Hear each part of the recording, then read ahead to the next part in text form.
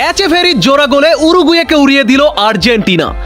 Latin American অনূর্ধ্ব 20 চ্যাম্পিয়নশিপে উরুগুয়েকে 4-3 গোলে বিধ্বস্ত করেছে আর্জেন্টিনা। আর্জেন্টিনার এই দুর্দান্ত জয়ে জোড়া গোল করেছে ইয়াংস্টার ক্লাউদিও এচেভেরি। আর্জেন্টাইন যুবাদের এই দুর্দান্ত জয়ের পুরো অংশ নিয়েই থাকছে আজকের প্রতিবেদন। বন্ধুরা, লাতিন আমেরিকান চ্যাম্পিয়নশিপে লড়াই করছে আর্জেন্টিনা। গ্রুপ পর্বের ম্যাচ শেষে ফাইনাল স্টেজে আজ উরুগুয়ের বিপক্ষে মাঠে নেমেছিল ক্লাউদিও এচেভেরি ও ফ্রাঙ্কো মাস্টানটুনোরা। এই ম্যাচে উরুগুয়ের বিপক্ষে 4-3 গোলের বড় ব্যবধানে জয় পেয়েছে আলবিসেলেস্তেরা।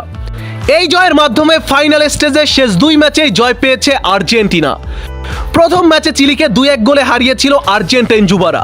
আজ দ্বিতীয় ম্যাচে উরুগুয়ের মতো শক্তিশালী দলকে এক প্রকার ছেলে খেলাই করল আর্জেন্টিনা। গ্রুপ স্টেজের পর বয়স ভিত্তিক কোপা আমেরিকায় টানা 2 ম্যাচে 2 জয় নিয়ে ভালো অবস্থানে আছে আর্জেন্টিনা।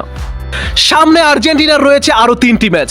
এই ম্যাচে আর্জেন্টিনার প্রতিপক্ষ ব্রাজিল, কলম্বিয়া ও প্যারাগুয়ে। আগামী 14ই ফেব্রুয়ারি ব্রাজিলের মুখোমুখি হবে আর্জেন্টিনা।